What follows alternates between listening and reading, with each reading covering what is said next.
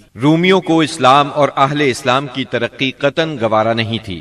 ان کے ہاں رہنے والا کوئی شخص مسلمان ہو جاتا تو اس کی زندگی خطرے میں پڑ جاتی۔ ان کی اس جرت اور بیجا غرور کو ختم کرنے کے لیے رسول اللہ صلی اللہ علیہ وسلم نے صفر 11 ہجری میں ایک بڑے لشکر کی تیاری شروع فرمائی تاکہ وہ روم کی فلسطینی سرزمین کو روند کر رومیوں کو خوفزدہ کر دے اور ان کی حدود پر واقع عرب قبائل کا اعتماد بحال کرے۔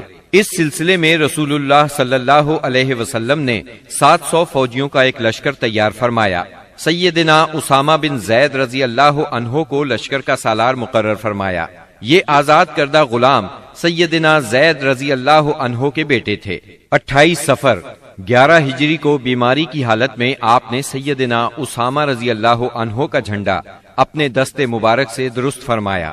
بڑے بڑے جلیل القدر صحابہ کرام سیدنا اسامہ رضی اللہ عنہ کی ماتحتی میں اس لشکر میں شریک تھے۔ سیدنا علی اور سیدنا عباس رضی اللہ عنہما آپ کی تیمارداری کی غرض سے مدینے میں ٹھہر گئے۔ سیدنا ابو بکر صدیق رضی اللہ عنہ اور سیدنا عمر رضی اللہ عنہ امیر لشکر سیدنا اسامہ سے اجازت لے کر آپ صلی اللہ علیہ وسلم کی عیادت کے لیے آتے جاتے رہے۔ آپ کی علالت میں روز بروز اضافہ ہو رہا تھا۔ یہ لشکر مدینہ منورہ سے روانہ ہوا۔ مدینے سے 3 میل دور مقام جرف میں خیمہ زن ہوا۔ اس وقت رسول اللہ صلی اللہ علیہ وسلم کی بیماری کی تشویشناک خبریں موصول ہو رہی تھیں، چنانچہ اسامہ رضی اللہ عنہ اپنے لشکر کے ساتھ وہیں رکے رہے، بلکہ اللہ کے فیصلے کے انتظار میں ٹھہرنے پر مجبور ہو گئے۔ اور اللہ کا فیصلہ یہ تھا کہ یہ لشکر ابو بکر صدیق رضی اللہ عنہ کے عہد خلافت میں روانہ ہو۔ یہ عہد صدیقی کی پہلی فوجی مہم قرار پائی۔ جب رسول اللہ صلی اللہ علیہ وسلم نے رسالت کی تبلیغ اور امت کی خیر خواہی کا کام مکمل کر لیا تو آپ کے اقوال و افعال میں دنیا سے رحلت کے آثار نمایاں ہونا شروع ہو گئے۔ آپ نے 10ویں سال رمضان میں 20 دن کا اعتکاف فرمایا اور سیدنا جبریل علیہ السلام نے آپ کو 2 مرتبہ قرآن کا دور کرایا۔ آپ نے اپنی صاحبزادی فاطمہ رضی اللہ عنہا سے فرمایا، میں سمجھتا ہوں میرا آخری وقت آ چکا ہے۔ سیدنا معاذ بن جبل رضی اللہ عنہ کو یمن کی طرف روانہ فرمایا تو انہیں وصیت فرمائی، اے معاذ، غالباً اس سال کے بعد تم مجھ سے ملاقات نہ کر سکو گے اور میری اس مسجد اور میری قبر کے پاس سے گزرو گے۔ یہ سن کر سیدنا معاذ بن جبل رضی اللہ عنہ رونے لگے۔ آپ نے حجۃ الوداع میں کئی بار کہا، غالباً میں تم لوگوں سے اپنے اس سال کے بعد نہ مل سکوں گا، غالباً اس سال کے بعد حج نہ کر سکوں گا۔ اسی طرح الیوم اکملت لکم دینکم اور اذا جاء نصر اللہ کا نزول اسی بات کا پیغام تھا کہ آپ دنیا میں اپنی مہم سے فارغ ہو چکے ہیں، اور اسی وجہ سے اس حج کا نام حجۃ الوداع رکھا گیا، کیونکہ آپ نے اپنے رب سبحانہ و تعالی کی طرف منتقل ہونے کے لیے لوگوں کو الوداع کہا۔ اوائل صفر 11 ہجری میں آپ احد تشریف لے گئے اور شہداء کے لیے اس طرح دعا کی گویا زندوں اور مردوں سے رخصت ہو رہے ہیں۔ پھر واپس آ کر منبر پر تشریف فرما ہوئے اور فرمایا، میں تمہارا پیش رو ہوں اور تم پر گواہ ہوں، اللہ کی قسم اس وقت اپنا حوض دیکھ رہا ہوں، مجھے زمین یا زمین کے خزانوں کی کنجیاں دی گئیں، اللہ کی قسم مجھے تم پر یہ خوف نہیں کہ تم میرے بعد شرک کرو گے، بلکہ اس کا اندیشہ ہے کہ دنیا میں ایک دوسرے سے آگے نکلنے کی دوڑ میں لگ جاؤ گے۔ ماہ سفر کے آخر میں آپ رات کے وقت بقیع غرقد تشریف لے گئے، اہل بقیع کے لیے دعائے مغفرت کی اور فرمایا، ہم بھی تم سے آن ملنے والے ہیں۔ ماہ سفر کے آخری پیر کو رسول اللہ صلی اللہ علیہ وسلم ایک جنازے میں بقیع تشریف لے گئے۔ سیدہ عائشہ صدیقہ رضی اللہ عنہا فرماتی ہیں، آپ بقیع سے واپس تشریف لائے تو میں اپنے سر میں درد محسوس کر رہی تھی اور یہ کہہ رہی تھی کہ ہائے میرا سر۔ یہ سن کر آپ نے فرمایا، بلکہ میں واللہ اے عائشہ ہائے میرا سر۔ یہ آپ صلی اللہ علیہ وسلم کی بیماری کی ابتدا تھی۔ اس کے باوجود آپ باری باری سب بیویوں کے پاس دن گزارتے رہے، یہاں تک کہ مرض میں شدت آ گئی۔ اس وقت آپ سیدہ میمونہ رضی اللہ عنہا کے گھر میں تھے اور پوچھ رہے تھے، کل میں کہاں رہوں گا، میں کل کہاں رہوں گا۔ مطلب یہ تھا کہ مجھے سیدہ عائشہ رضی اللہ عنہا کے ہاں رہنے دیا جائے۔ چنانچہ ازواج مطہرات نے اجازت دے دی کہ آپ جہاں چاہیں رہیں۔ آپ سیدنا فضل بن عباس اور سیدنا علی رضی اللہ عنہما کے سہارے پاؤں زمین پر گھسیٹتے ہوئے نکلے اور سیدہ عائشہ صدیقہ رضی اللہ عنہا کے گھر منتقل ہو گئے۔ سیدہ عائشہ صدیقہ رضی اللہ عنہا فرماتی ہیں، جب آپ میرے گھر تشریف لائے اور بیماری نے زور پکڑا تو آپ نے فرمایا، مجھ پر 7 مشکیزیں پانی ڈالو جن کا بندھن نہ کھولا گیا ہو، تاکہ میں لوگوں کو وصیت کر سکوں۔ چنانچہ ہم نے آپ کو سیدہ حفصہ رضی اللہ عنہا کے ایک لگن میں بٹھا کر مشکیزوں سے پانی ڈالا، یہاں تک کہ آپ نے ارشاد فرمایا، بس بس لوگوں تم نے کام پورا کر دیا۔ اس وقت آپ نے کچھ تخفیف محسوس کی اور مسجد میں تشریف لے گئے۔ سر پر پٹی بندھی ہوئی تھی، ممبر پر فروکش ہوئے اور بیٹھ کر خطبہ دیا اور لوگوں کو وصیت فرمائی، تم سے پہلے جو لوگ تھے وہ اپنے انبیاء اور بزرگوں کی قبروں کو سجدہ گاہ بنا لیتے تھے، تم لوگ قبروں کو سجدہ گاہ نہ بنانا، میں تمہیں اس سے منع کرتا ہوں۔ اور فرمایا، یہود و نصارہ پر اللہ کی لعنت، انہوں نے اپنے انبیاء کی قبروں کو سجدہ گاہ بنایا۔ مزید فرمایا، تم لوگ میری قبر کو بت نہ بنانا کہ اس کی پوجا کی جائے۔ پھر آپ نے خود کو قصاص کے لیے پیش کیا، انصار کے متعلق خیر کی وصیت فرمائی، پھر فرمایا، ایک بندے کو اللہ نے اختیار دیا کہ وہ دنیا کی چمک دمک اور زیب و زینت میں سے جو چاہے لے لے، یا اللہ کے پاس جو کچھ ہے اس کو اختیار کرے، تو اس بندے نے اللہ کے پاس جو کچھ ہے اس کو اختیار کیا ہے۔ سیدنا ابو سعید خدری رضی اللہ عنہ فرماتے ہیں، یہ سن کر ابو بکر صدیق رضی اللہ عنہ رونے لگے اور فرمایا، ہم اپنے ماں باپ کے ساتھ آپ پر قربان۔ ابو سعید خدری رضی اللہ عنہ فرماتے ہیں، ابو بکر صدیق رضی اللہ عنہ کی اس بات پر ہمیں حیرت ہوئی، لیکن چند دن بعد معلوم ہوا کہ جس بندے کو اختیار دیا گیا تھا وہ خود رسول اللہ صلی اللہ علیہ وسلم تھے، اور ابو بکر ہم سب سے زیادہ صاحب علم تھے کہ بات کو اسی وقت سمجھ گئے تھے۔ اس کے بعد رسول اللہ صلی اللہ علیہ وسلم نے ابو بکر صدیق رضی اللہ عنہ کی تعریف کی اور ان کے دروازے کے سوا مسجد میں کھلنے والے تمام دروازے بند کرنے کا حکم فرمایا۔ اسی دن آپ نے وصیت کی کہ یہود و نصارہ اور مشرکین کو جزیرۃ العرب سے نکال دیا جائے اور وفد کو اسی طرح نوازا جائے جس طرح آپ نوازا کرتے ہیں۔ آپ نے نماز، غلاموں اور لونڈیوں کے بارے میں بھی وصیت فرمائی اور فرمایا، میں تم میں 2 چیزیں چھوڑ رہا ہوں، جب تک ان دونوں کو مضبوطی سے تھامے رہو گے ہرگز گمراہ نہیں ہوگے، کتاب اللہ اور میری سنت۔ مرض کی شدت کے باوجود آپ نمازیں خود پڑھاتے رہے، لیکن اس دن یعنی جمعرات کو جب عشاء کا وقت ہوا تو آپ نے لگن میں غسل فرمایا تاکہ مرض میں کمی ہو جائے۔ اٹھنے لگے تو غشی طاری ہو گئی، پھر افاقہ ہوا تو دوبارہ غسل فرمایا، پھر اٹھنے لگے تو اس بار بھی غشی ہو گئی، تیسری بار غسل فرمایا، اٹھنے لگے تو پھر غشی طاری ہو گئی۔ آخر آپ نے ابو بکر صدیق رضی اللہ عنہ کو کہلا بھیجا کہ وہ لوگوں کو نماز پڑھائیں۔ چنانچہ اس وقت سے بقیہ ایام میں ابو بکر صدیق رضی اللہ عنہ نے نماز پڑھائی۔ آپ کی حیات مبارکہ میں ابو بکر صدیق رضی اللہ عنہ نے 17 نمازیں پڑھائیں۔ ہفتہ یا اتوار کو رسول اللہ صلی اللہ علیہ وسلم نے کچھ افاقہ محسوس فرمایا، چنانچہ 2 آدمیوں کے سہارے سے ظہر کی نماز کے لیے تشریف لے آئے۔ اس وقت سیدنا ابو بکر صدیق نماز پڑھا رہے تھے۔ آپ کی آمد کو محسوس کرتے ہی ابو بکر صدیق پیچھے ہٹے، لیکن آپ نے اشارے سے روک دیا اور پھر ابو بکر صدیق رضی اللہ عنہ کے پہلو میں بیٹھ کر نماز پڑھائی۔ اس نماز کی صورت یہ تھی کہ آپ کو دیکھ کر ابو بکر صدیق اور ابو بکر صدیق کو دیکھ کر دوسرے لوگ نماز کے ارکان ادا کرتے جاتے تھے۔ 12 ربیع الاول پیر کے دن حجرہ مبارک سے آپ نے پردہ اٹھا کر دیکھا تو صحابہ فجر کی نماز میں خشوع اور خضوع سے مشغول تھے۔ یہ منظر دیکھ کر آپ خوشی سے مسکرا دیے۔ مسلسل علالت کے باعث کمزوری بہت ہو گئی تھی۔ سیدہ عائشہ صدیقہ رضی اللہ عنہا کا سہارا لے کر لیٹ گئے۔ اسی روز یا اسی ہفتے میں کسی روز آپ نے سیدہ فاطمہ رضی اللہ عنہا کو بلایا اور کچھ سرگوشی کی، وہ سن کر رونے لگی، پھر کچھ سرگوشی کی تو وہ ہنسنے لگی۔ سیدہ عائشہ نے پوچھا تو چھپا گئیں، لیکن نبی صلی اللہ علیہ وسلم کی وفات کے بعد انہوں نے بتایا کہ پہلی مرتبہ آپ صلی اللہ علیہ وسلم نے فرمایا تھا کہ آپ اپنے اسی مرض سے وفات پا جائیں گے۔ یہ سن کر میں روئی۔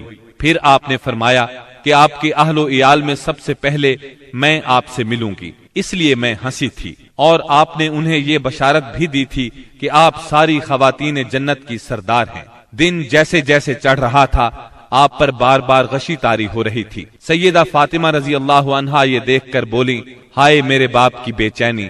آپ نے ان کے الفاظ سنے تو فرمایا، آج کے بعد تمہارا باپ کبھی بے چین نہیں ہوگا۔ پھر آپ نے حسن اور حسین رضی اللہ عنہما کو چوما، ازواج مطہرات کو بلا کر وعظ و نصیحت فرمائی۔ ادھر لمحہ بلمحہ تکلیف بڑھتی جا رہی تھی اور اس زہر کا اثر بھی ظاہر ہونا شروع ہو گیا تھا جو آپ کو خیبر میں کھلایا گیا تھا۔ چنانچہ آپ اس کی تکلیف شدت سے محسوس کر رہے تھے۔ آپ نے اس حالت میں چہرے پر ایک چادر ڈال رکھی تھی، جب سانس پھولنے لگتا تو چادر چہرے سے ہٹا دیتے۔ اس حالت میں بھی آپ نے فرمایا، یہود و نصارہ پر اللہ کی لعنت، انہوں نے اپنے انبیاء کی قبروں کو سجدہ گاہ بنایا۔ مطلب یہ تھا کہ تم ایسے کام نہ کرنا۔ آپ نے ان لمحات میں یہ وصیت بھی فرمائی، سرزمین عرب میں 2 دین باقی نہ رہنے دیے جائیں۔ یہ آخری وصیت تھی جو آپ نے لوگوں کو فرمائی۔ اس کے بعد کئی بار فرمایا، الصلاة الصلاة وما ملكت ایمانکم، نماز نماز اور تمہارے زیر دست لونڈی اور غلام، یعنی ان کا خاص خیال رکھنا۔ پھر نزا کی حالت شروع ہو گئی۔ سیدہ عائشہ رضی اللہ عنہا نے آپ کو اپنے سینے اور گلے کے درمیان سہارا دیا۔ اسی دوران میں ان کے بھائی عبد الرحمن بن ابی بکر آئے، ان کے پاس کھجور کی تازہ مسواک تھی۔ رسول اللہ صلی اللہ علیہ وسلم مسواک کی طرف دیکھنے لگے۔ سیدہ عائشہ صدیقہ سمجھ گئیں کہ آپ مسواک کرنا چاہتے ہیں۔ انہوں نے پوچھا، کیا آپ مسواک کرنا چاہتے ہیں؟ آپ نے سر کے اشارے سے ہاں فرمایا۔ چنانچہ انہوں نے مسواک لے کر چبائی، نرم کی اور پھر آپ نے اس کو لے لیا۔ نہایت اچھی طرح مسواک کی۔ آپ کے سامنے پیالے میں پانی تھا۔ آپ پانی میں دونوں ہاتھ ڈال کر چہرہ پونچھتے جاتے تھے اور فرماتے جاتے تھے، لا الہ الا اللہ ان للموت سکرات، اللہ کے سوا کوئی معبود نہیں، بے شک موت کے لیے سختیاں ہیں۔ پھر آپ نے دونوں ہاتھ یا انگلی اٹھائی، نگاہ چھت کی طرف بلند کی، دونوں ہونٹوں پر کچھ حرکت ہوئی۔ سیدہ عائشہ رضی اللہ عنہا نے کان لگایا تو آپ فرما رہے تھے، ان انبیاء، صدیقین، شہداء اور صالحین کے ساتھ جنہیں تو نے انعام سے نوازا، اے اللہ مجھے بخش دے اور مجھ پر رحم فرما اور مجھے رفیق اعلیٰ میں پہنچا دے، اے اللہ رفیق اعلیٰ۔ آخری فقرہ 3 بار دہرایا اور روح پرواز کر گئی، ہاتھ جھک گیا اور آپ رفیق اعلیٰ سے جا ملے۔ یہ پیر کا دن تھا، ربیع الاول کی 12 تاریخ اور ہجرت کا 11واں سال تھا۔ اس وقت نبی صلی اللہ علیہ وسلم کی عمر 63 سال 4 دن ہو چکی تھی۔ انا للہ و انا الیہ راجعون۔ اس سانحۂ عظیم کی خبر آن کی آن میں صحابہ کرام رضی اللہ عنہم میں پھیل گئی۔ دنیا ان پر تاریک ہو گئی۔ قریب تھا کہ وہ اپنے حواس کھو بیٹھتے، کیونکہ کوئی دن اس سے تابناک اور روشن نہیں تھا جس دن آپ مدینہ منورہ تشریف لائے تھے، اور کوئی دن اس دن سے زیادہ تاریک نہیں تھا جس دن آپ نے وفات پائی۔ صحابہ کرام رو رو کر اس طرح آہیں بھر رہے تھے جیسے حاجیوں کا شور برپا ہو۔ دوسری طرف سیدنا عمر رضی اللہ عنہ کی رنج اور غم سے یہ حالت تھی کہ مسجد کے صحن میں کھڑے فرما رہے تھے، رسول اللہ صلی اللہ علیہ وسلم اس وقت تک وفات نہیں پا سکتے جب تک کہ اللہ تعالی منافقین کو فنا نہ کر دے۔ آپ ان لوگوں کو قتل کرنے کی دھمکیاں دے رہے تھے جو یہ کہیں کہ آپ وفات پا گئے ہیں۔ ابو بکر صدیق رضی اللہ عنہ اس وقت وہاں موجود نہیں تھے۔ صبح کی نماز کے بعد جب انہوں نے آپ کے مرض میں کمی محسوس کی تو سخ میں واقع اپنے مکان پر چلے گئے تھے۔ جو ہی انہیں آپ کی وفات کی خبر ملی، فوراً گھوڑے پر سوار ہوئے اور اتر کر مسجد نبوی میں داخل ہوئے۔ لوگوں سے کوئی بات نہ کی، سیدھے عائشہ صدیقہ کے حجرے میں گئے، آپ کے جسد اطہر کی طرف بڑھے۔ آپ کا جسد دھاری دار یمنی چادر سے ڈھکا ہوا تھا۔ انہوں نے چادر چہرہ مبارک سے اٹھائی، پیشانی پر بوسہ دیا، روئے اور فرمایا، میرے ماں باپ آپ پر قربان، اللہ آپ پر 2 موتیں جمع نہیں فرمائے گا۔ جو موت آپ کے لیے لکھ دی گئی تھی وہ آ چکی۔ اس کے بعد سیدنا ابو بکر صدیق رضی اللہ عنہ باہر تشریف لائے اور فرمایا، عمر بیٹھ جاؤ۔ مگر انہوں نے بیٹھنے سے انکار کر دیا۔ چنانچہ انہیں ان کے حال پر چھوڑ کر ابو بکر صدیق رضی اللہ عنہ ممبر کے پاس تشریف لائے اور اس کے بازو میں کھڑے ہو گئے۔ صحابہ کرام بھی سیدنا عمر رضی اللہ عنہ کے پاس سے ہٹ کر ان کے پاس جمع ہو گئے۔ سیدنا ابو بکر صدیق رضی اللہ عنہ نے فرمایا، تم میں سے جو شخص محمد صلی اللہ علیہ وسلم کی پوجا کرتا تھا تو وہ جان لے کہ محمد صلی اللہ علیہ وسلم کی موت واقع ہو چکی ہے، اور تم میں سے جو شخص اللہ کی عبادت کرتا تھا تو یقیناً اللہ ہمیشہ زندہ رہنے والا ہے، کبھی نہیں مرے گا۔ پھر سیدنا ابو بکر صدیق رضی اللہ عنہ نے سورہ آل عمران کی آیت نمبر 144 تلاوت کی۔ محمد نہیں ہیں مگر رسول ہی، ان سے پہلے بھی بہت سے رسول گزر چکے ہیں، تو کیا اگر ان کی موت واقع ہو جائے یا وہ قتل کر دیے جائیں تو تم لوگ اپنی ایڑیوں کے بل پلٹ جاؤ گے؟ اور جو شخص اپنی ایڑیوں کے بل پلٹ جائے تو وہ اللہ کو کچھ نقصان نہیں پہنچا سکتا۔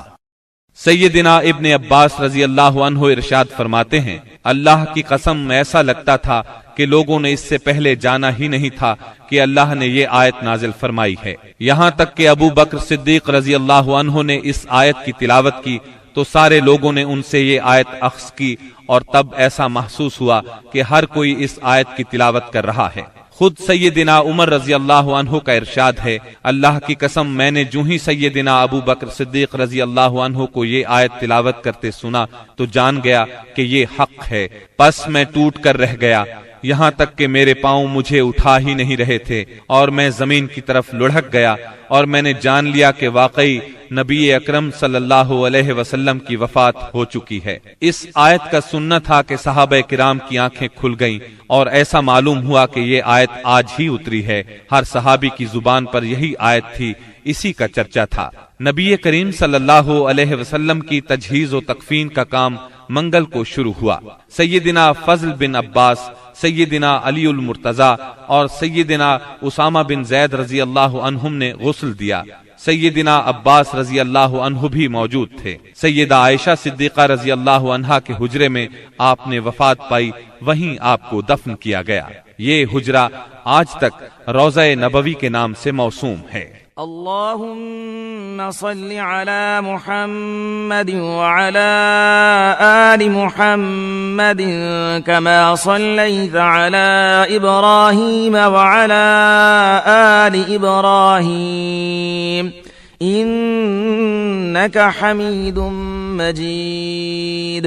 اللهم بارك على محمد وعلى آل محمد كما باركت على إبراهيم وعلى آل إبراهيم إنك حميد مجيد۔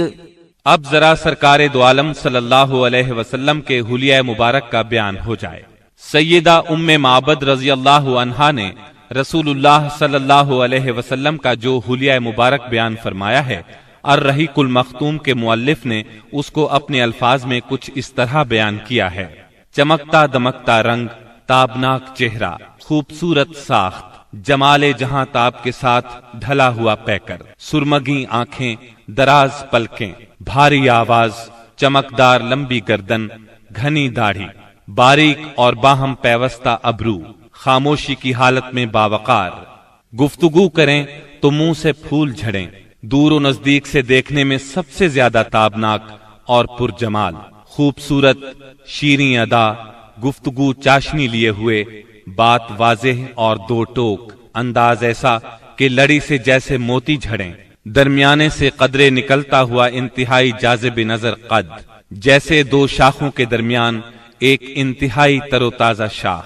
آپ کے رفقا آپ کے گرد حلقہ بنائے ہوئے، کچھ فرمائیں تو توجہ سے سنتے ہیں، کوئی حکم دیں تو لپک کر بجا لائیں، رنگ مبارک نہ بہت سفید نہ گندم گوں، اعضاء متناسب، سینہ کشادہ، کندھوں کے درمیان عام تناسب سے قدرے زیادہ فاصلہ، سر بڑا لیکن متناسب، کشادہ پیشانی جس سے شرافت ٹپکے، بال مبارک سیاہ اور گھنے، قدرے گھنگرالے جو کانوں کی لو تک آتے تھے، بھویں محرابی یعنی آپس میں ملی ہوئی، رخ انور سبک، درازی کی طرف مائل، اس قدر روشن اور چمکدار کے دل میں اتر جائے۔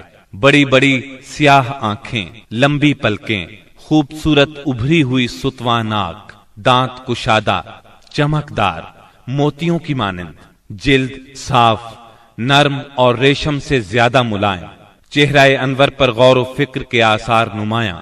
غرض آپ مکے بھر میں سب سے زیادہ حسین تھے، اور آگے بڑھ کر کہتا ہوں آپ دنیا بھر میں سب سے زیادہ خوبصورت تھے۔ سبحان اللہ۔